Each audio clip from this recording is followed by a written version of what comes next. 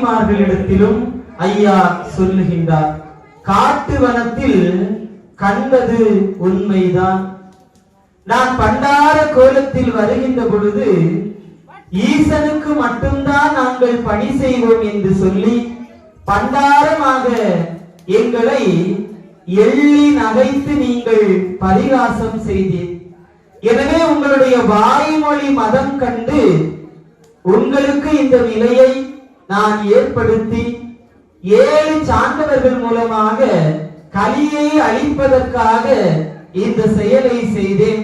எனவே பொறுமையாக இருங்கள், நிச்சயமாக உங்கள் பிள்ளைகளை நான் எடுத்து தருகின்றேன் என்று சொல்லி கோபமாக வந்த தாய்மார்களிடத்திலே ஐயா கேட்கின்றார். அதாவது பிள்ளைகளை தாருங்கள் என்று கேட்கின்றீர்கள் அல்லவா, 7 பிள்ளைகளினுடைய அடையாளத்தை நீங்கள் தெரிந்து எடுத்து சொன்னால் உடனே நான் குழந்தைகளை எடுத்து உங்கள் கையிலே தந்து விடுகின்றேன் என்று எம்பெருமான் இந்த அம்மைமார்களை பார்த்து சொல்லுகின்றார்.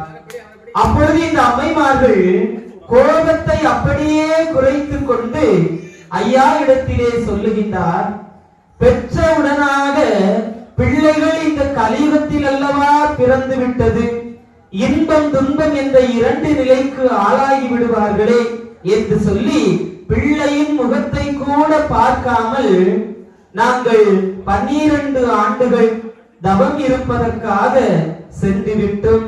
எனவே எங்களுக்கு பிள்ளையினுடைய முகம் எப்படி இருக்கின்றது என்று கூட நாங்கள் பார்த்தது கிடையாது என்று இறைவனிடத்திலே அப்படியே இந்த 7 அம்மைமார்களும் சொல்லுகின்றார்கள்.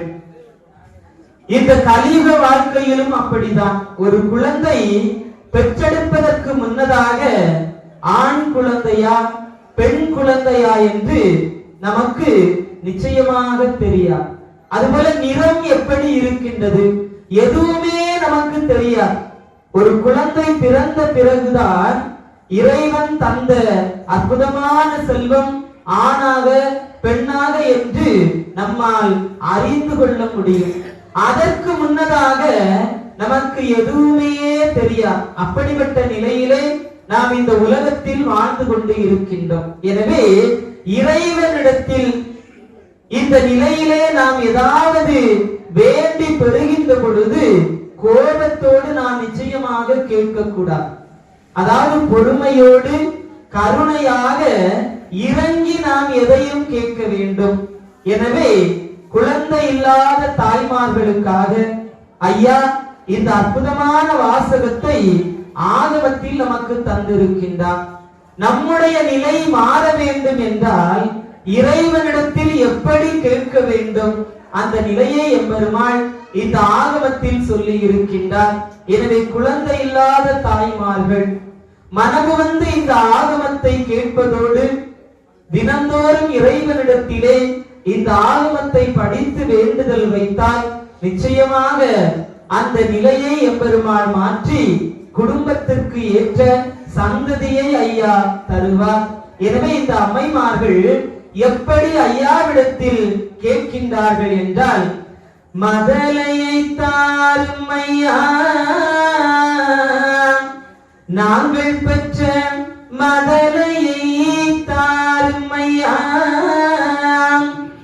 மதலையை தாருமெங்கள் மயிரெல்லாம் கொதிக்குது, குரலை மொழிகள் கேட்டு கொஞ்சி கூழைந்திருக்க மதலையை தாரும் ஐயா, நாங்கள் பெற்ற மதலையை தாரும் ஐயா. பெற்ற நாளின் தேவரை பிள்ளைதனே காணாமல் மெத்த மனது நொந்து மெய்யோ தளருதையா, மதலையை தாரு மையா, நாங்கள் பெற்ற மதலையை தாரு மையா. வானை பெற்ற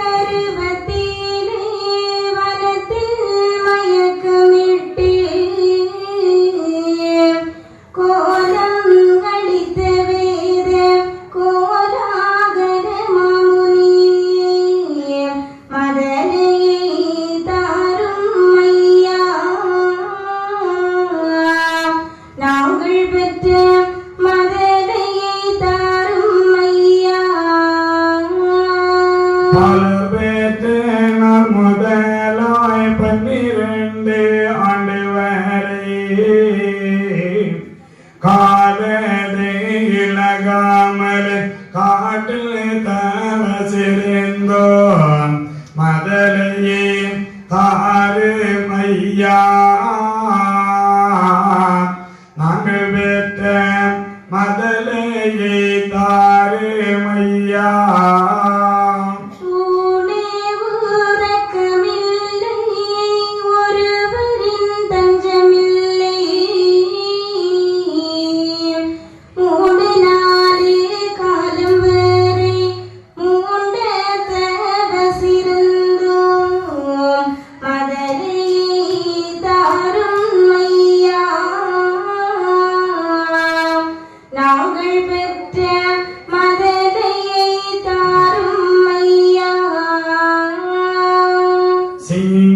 கரடி போலி திரியோ வனத்தினோடே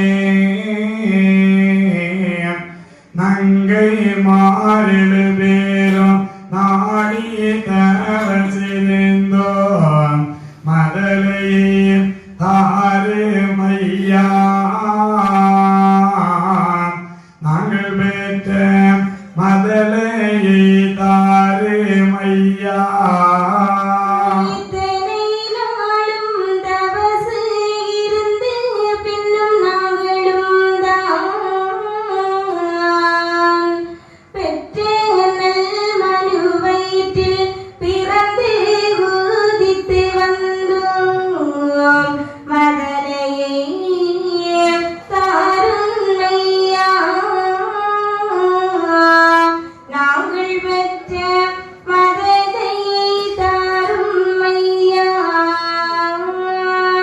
முன்னிருந்த செல்வம் என்ன மோதோர் சிறப்பு என்ன மண்ணுகந்த மதுமையை மறந்து கரியில் வந்தோம் மதலையே தாரு மையா நாங்கள் பெற்ற மதலையே தாரு மையா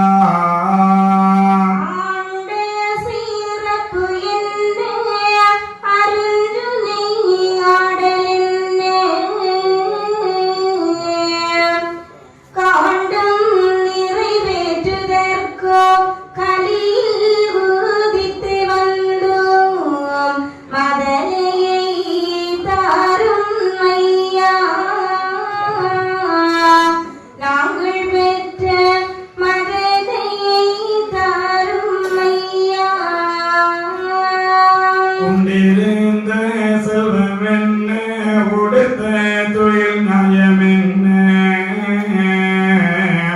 கொண்டிருந்த விதி பயணம் குறுகலி மீதில் வந்தோம் மதலையே தாரு மையா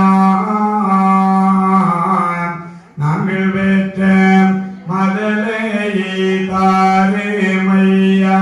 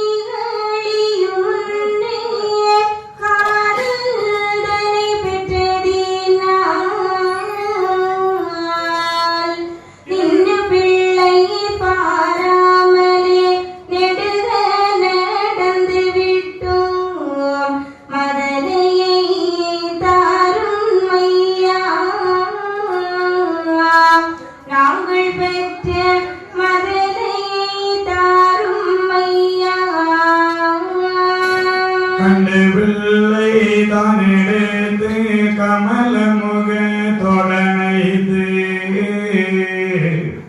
பெண்டேலோ பால்கொடாமல் பெருக வனத்தில் சென்றோம் மதலையே தாரு மையா நாங்கள் பெற்ற மதலையை தாரும் ஐயா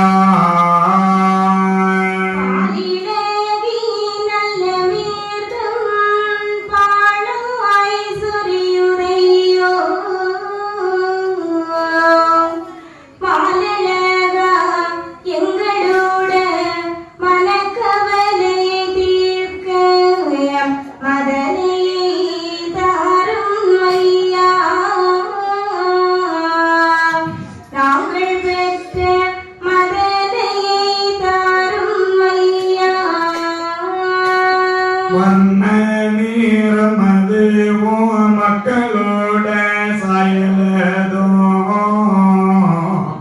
கண்ணதிலே கண்டறியோம் கையதிலே தாருமையா மதலையே தாருமையா நாங்கள் பெற்ற மதலையே தாருமையா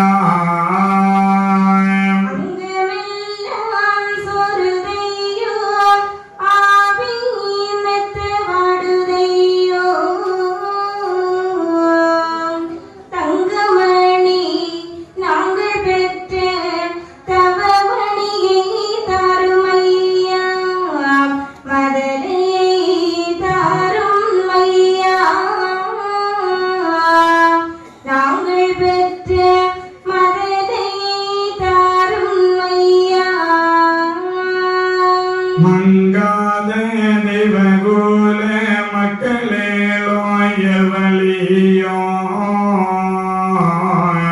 சிங்கார மகனிப்போ சீக்கிரந்தீ தாருமையா மதலையே தாருமையா நாங்கள் பெற்ற மதலையே தாருமையா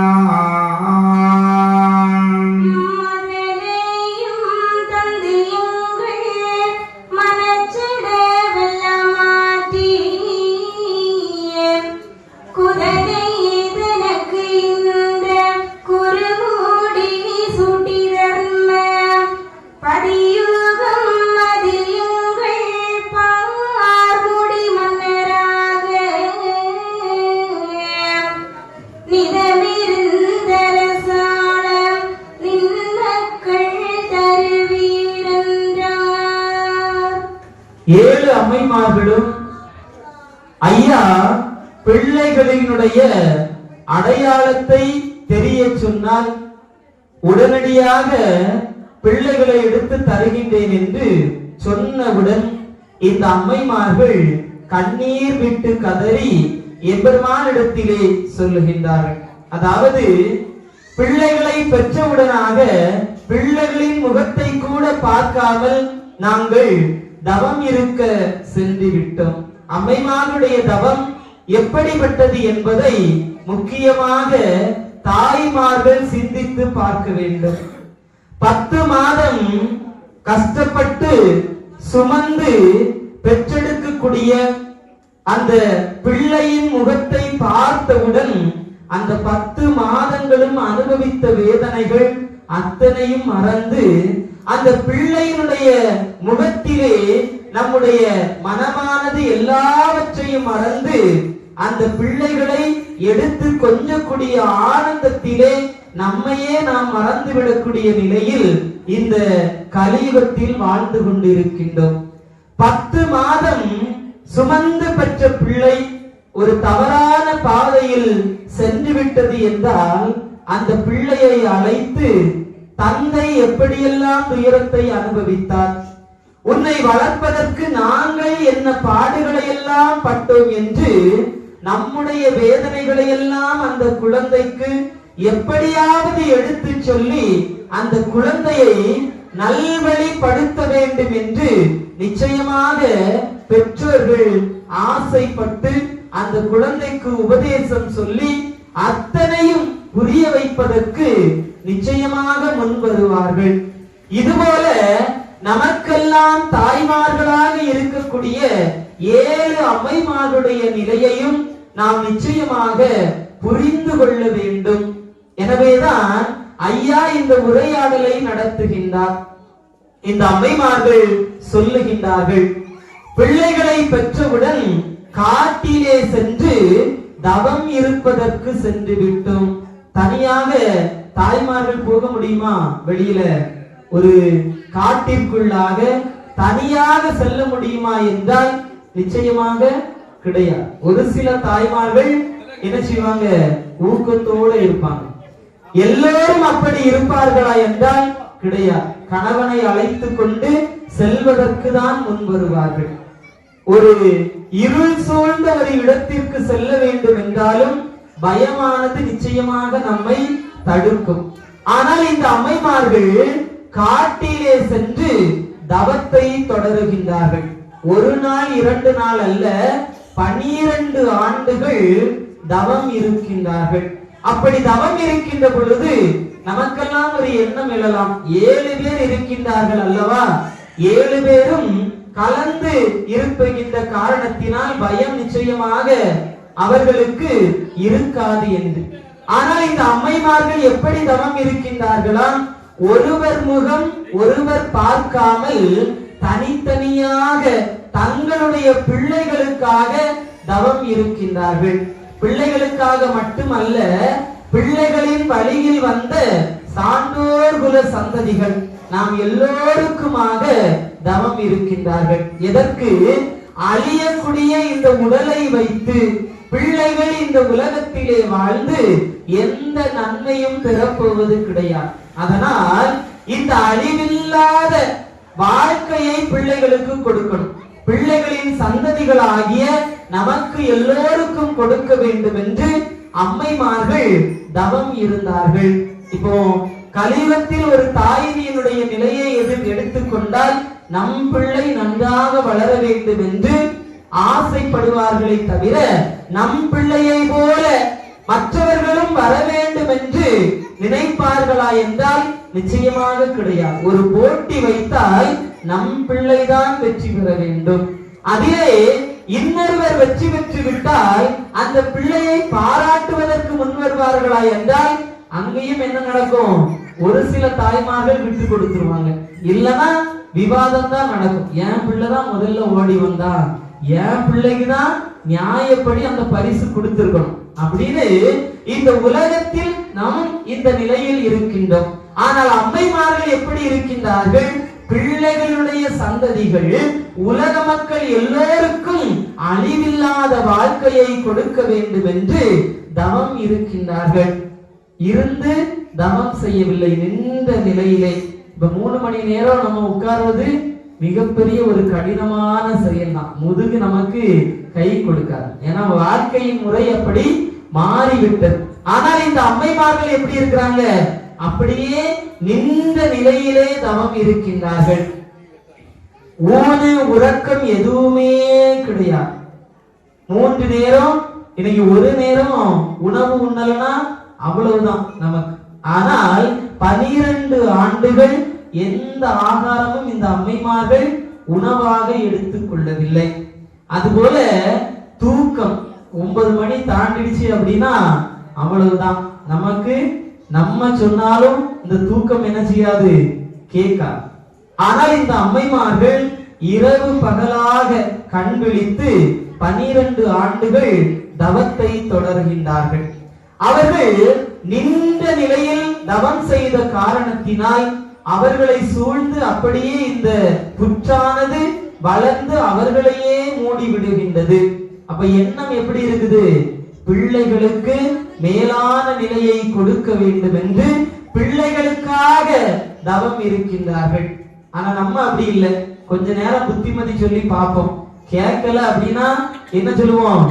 என்னனையும் போ, நான் என் வேலையை பார்த்துட்டு போறேன் அப்படின்னு நம்ம சொல்லுவோம். ஆனால் அம்மைமார்கள் ஐயா கிட்ட வருந்தி கேட்கின்றார்கள். அதனால அப்படி நாங்கள் தவம் செய்து இந்த உலகத்தில் மீண்டும் நாங்கள் பெற்ற பிள்ளைகளுக்கு குழந்தைகளாக பிறந்து இந்த கலியுகத்தில் வந்திருக்கின்றோம். அதனால எங்களுடைய பிள்ளைகளை பார்ப்பதற்கு ஆசையாக இருக்கின்றது என்று இந்த அம்மைமார்கள் சொல்லுகின்றார்கள். அது மட்டுமல்ல, காடு என்றாலே எல்லா விலங்குகளும் அங்கு உண்டு. சிங்கம், கரடி, புலி திரியும் வனத்தினோடு நங்கைமார் 7 பேரும் நாடி தவஸ் இருந்தோம். என்ன ஆனாலும் பரவாயில்லை, பிள்ளைகளுக்கு மேலான வாழ்வு, கலியுகம் அழிந்து தர்மயுகத்தில் வாழ்வதற்கான அந்த நிலையை ஏற்படுத்தி கொடுக்க வேண்டும் என்று அம்மைமார்கள் கேட்டார்கள். அது மட்டுமல்ல, அவங்களுடைய அழகு எப்படி இருக்கும், வளர்ந்த விதம் எப்படி, அவர்கள் விளையாடி அந்த நிலை எப்படி இருக்கும், எதுவுமே எங்களுக்கு தெரியாது.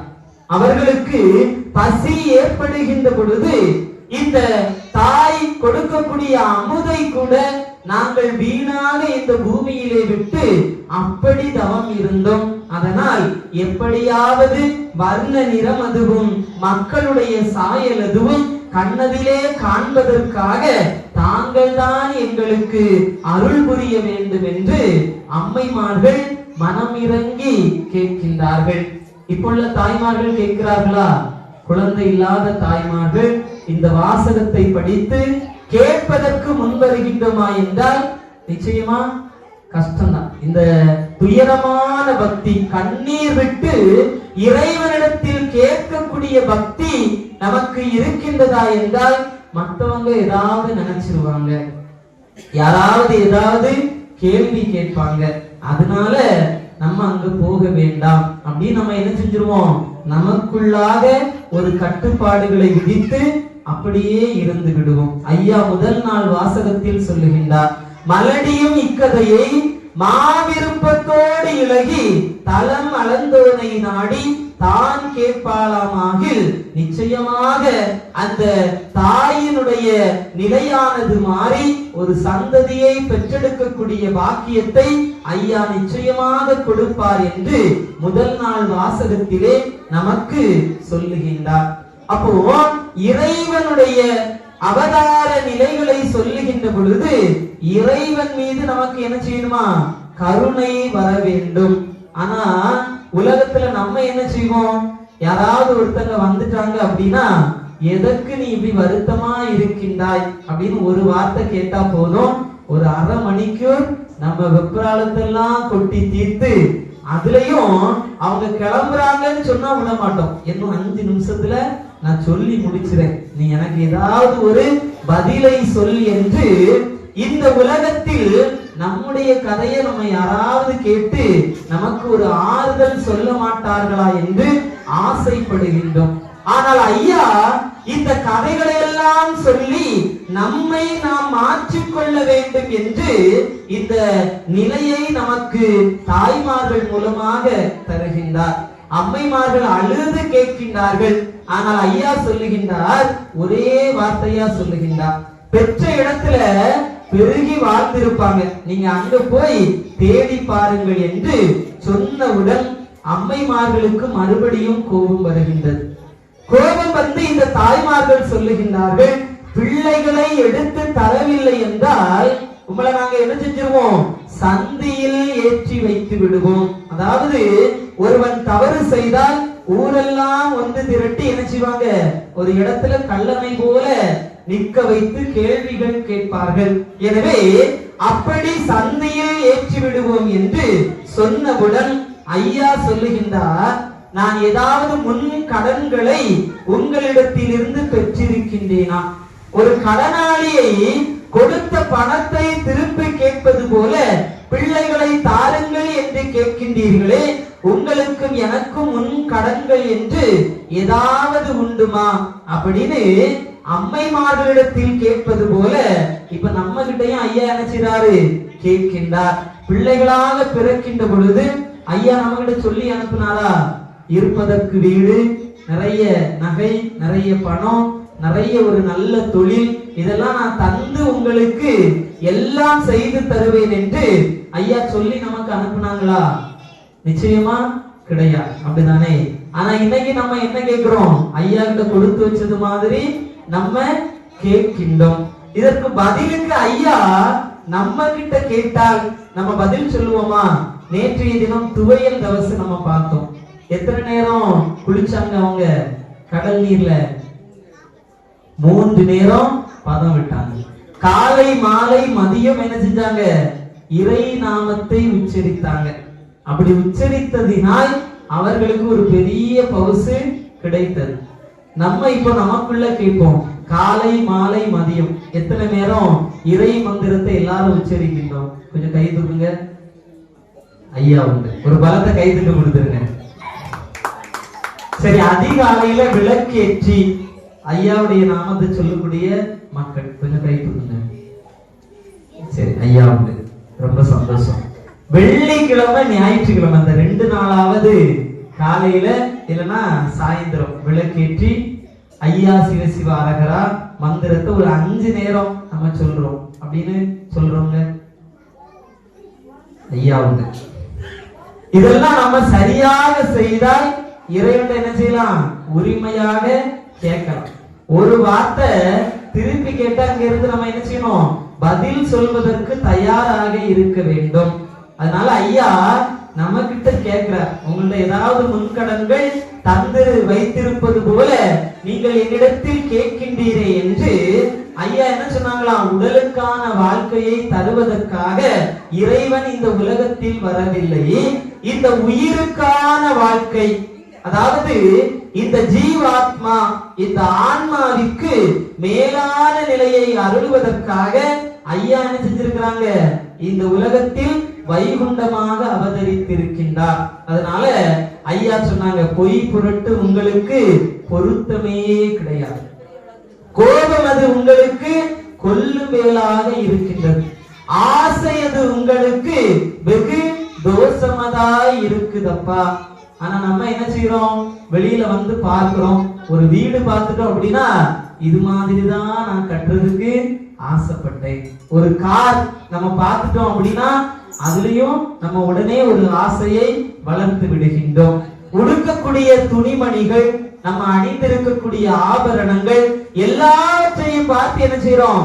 ஆசைப்படுகின்றோம். ஆனா பணிவிட பார்க்கறதுக்கு யாராவது ஆசைப்பட்டிருக்கீங்களா? இது மாதிரி நம்மளும் பணிவிட பார்க்கணும். இது மாதிரி அகில திரட்டு நம்ம பிள்ளைக்கும் படிப்பதற்கு சொல்லி கொடுக்கணும். பக்கத்து வீட்டுல உள்ள பிள்ளை ஒரு முதல் மதிப்பெண் வாங்கிட்டு வந்துச்சுன்னா அன்னைக்கு அவருக்கு சாப்பாடு எதுவுமே கிடையாது. ஒரு போட்டியில தோல்வி அடைந்து விட்டு வந்தால் நம்ம என்ன சொல்லுவோம்? அந்த பிள்ளை எவ்வளவு அழகா படிக்குது அப்படின்னு நம்ம சொல்லுவோம். நமக்கு ஏன் அந்த நிலை வரமாட்டுக்கு அப்படின்னா, பள்ளிக்கூடத்துல எத்தனை ரூபா ஃபீஸ் கட்டுறோம்? நம்ம கஷ்டப்பட்டு பணத்தை கொடுக்கிறோம். அதனால பிள்ளைகள் எப்படியாவது படிக்க வேண்டும் என்று எதிர்பார்க்கின்றோம். அதனால என்ன செய்வோம்? பள்ளிக்கூடம் முடிஞ்சு வந்த உடனேயே அடுத்தது ஒரு இடத்துக்கு அனுப்புவோம், டியூஷன். அப்படி நம்ம அறப்பாடசாலைக்கு அனுப்புறோமா? பிள்ளைகள் ஆகமத்தை படிக்கணும், அதுக்கு ஒரு அறப்பாடசாலை. வாரத்துல ஒரு நாள் எல்லாரும் ஒன்றிணைந்து ஐயாவுடைய ஆகமத்தை படிக்க முன் வருவோமா அப்படின்னு கேட்டா அதற்கு மட்டும் என்னது கிடையாது, நேரம் கிடையாது. நான் இப்ப ஏதாவது ஒரு பரிசு இலவசமாக தாராங்க, முதல்ல வரக்கூடிய 100 பேருக்கு அந்த பரிசு கிடைக்கும் அப்படின்னு சொன்னா அங்க எப்படி இருக்கும் கூட்டம்? சொல்லவே வேண்டாம். பக்கத்துல சொன்னா அவங்க வாங்கிட்டு போயிருவாங்க. அதனால நம்ம முதல் ஆளா என்ன செஞ்சிடணும்? உட்கார்ந்து விட வேண்டும். ஐயா அழிவில்லாத வாழ்க்கையை தருகின்றார். இந்த உலகத்தில் எதை கொடுத்தாலும் ஈடாகாத அந்த வாழ்க்கையை தருகின்றார். அங்க நம்ம முதல்ல வந்து நிக்கிறோமா? மணி அடிக்கட்டு, கொஞ்சம் இப்பதானே ஆரம்பிச்சிருக்குது, இன்னும் கொஞ்சம் நேரம் போகட்டும் அப்படின்னு நம்ம என்ன செய்யறோம்? அப்படியே மெதுவாக நம்முடைய வாழ்க்கையை கடக்கின்றோம். அதனால எம்பெருமான் இங்கே சொல்லுகின்றார். அதாவது சொன்னவுடன் இந்த அம்மைமார்கள் சொல்றாங்க, உம்மை பற்றி எங்களுக்கு தெரியாதா? ஆயப்பாடியில வெண்ணெய் திருடுவதற்காக வீடு வீடாக சென்று எல்லா பெண்களிடத்திலும் அடி வாங்கியவர் தானே என்று ஐயா என்ன செய்றாங்க? குறையாக சொல்லுகின்றார். நம்ம நம்மளும் அப்படிதான் நினைப்போம், வெண்ணை திருடிய கல்வன் என்று. ஆனால் கண்ணன் என்ன செஞ்சார் அப்படின்னா, உரி கட்டி தொங்க போட்டிருப்பாங்க, 3 கயிர் அந்த உரி. அப்ப 3 நிலை, ஆணவம், கண்மம், மாயை. அந்த உரியை அடித்து எம்பெருமாள் அவிழ்க்கின்ற பொழுது வெண்மையான உள்ளம் ஒரு மனிதனிடத்தில் உருவாகும். ஆணவம், கண்மம், மாயை இல்லை என்றால் இறைவனை போல வெண்மையான உள்ளம் என்ன செய்யுமா, நம்முடைய மனதில் உருவாகும். இந்த உள்ளத்தை திருடுவதற்காக கண்ணன் என்ன செஞ்சாரு, ஆயப்பாடியில் தன்னுடைய அவதாரத்தை நிகழ்த்தினார். இப்போ எல்லா தாய்மார்களும் ஆசைப்பட்டாங்களாம், கண்ணனை போல என்னுடைய குழந்தை இல்லையே அப்படின்னு சொல்லி ஆசைப்பட்டாங்க. அந்த ஆசையே ஒரு தவமாக நிறைவேறிய காரணத்தினால் கண்ணபிரான் என்ன செஞ்சாரா, பிரம்மதேவரை வரவழைத்து ஆயர்பாடியில் இருக்கக்கூடிய அத்தனை குழந்தைகளையும் மறைவு செய்தார். இப்போ கண்ணனே அந்தந்த குழந்தைகளாக வேடமெடுத்து அத்தனை தாய்மார்களுடைய விருப்பத்தையும் நிறைவு செய்தார். எத்தனை பேர் நினைச்சிருக்கோம், கண்ணனை மாதிரி என் பிள்ளை வரணும்? எத்தனை பேர் ஆசைப்பட்டிருக்கிறோம்? இப்ப கிருஷ்ண ஜெயந்தி வருது, கண்ணன் அப்படி வேடம் போட்டு நம்ம இட்டிருக்கணும். இதை எத்தனை பேர் நம்ம நினைக்கிறோம்? அதெல்லாம் கிடையாது. உலகத்துல ஒருத்தர் சம்பளம் வாங்கிட்டான் அப்படின்னா இந்த வேலையை படிச்சு எப்படியாவது வாங்கிடணும். பிள்ளைய வச்சு எப்படி இருக்கணும், கடத்தெல்லாம் தீர்த்துட்டு நல்லா வாழணும். அதோட நம்ம வாழ்க்கை முடிஞ்சிருமா? கிடையாது. ஏன்னா இந்த போதும் என்ற மனநிறைவு நமக்கு வர வேண்டும். ஏதாவது பார்த்து ஏக்கம் வந்துடுச்சு அப்படின்னா அடுத்த பிறவி நமக்கு வரும். இந்த இடத்தை வாங்கிட்டேன், இன்னொரு பிள்ளைக்கு ஒரு இடம் வாங்கலைன்னா அங்க போனோம்னா ஐயா என்ன செய்வாரு, நீ அந்த இடத்தை வாங்கிட்டு என்கிட்ட வந்தா போதும் என்று மீண்டும் என்ன செய்வாரு, நிச்சயமாக இந்த உலகத்தில் அனுப்பி வைப்பார். அதனால அப்படிப்பட்ட நிலையை இங்கே எம்பெருமாள் தெளிவுபடுத்துவதற்காக அம்மைமார்கள் மூலமாக சொல்லுகின்றார்.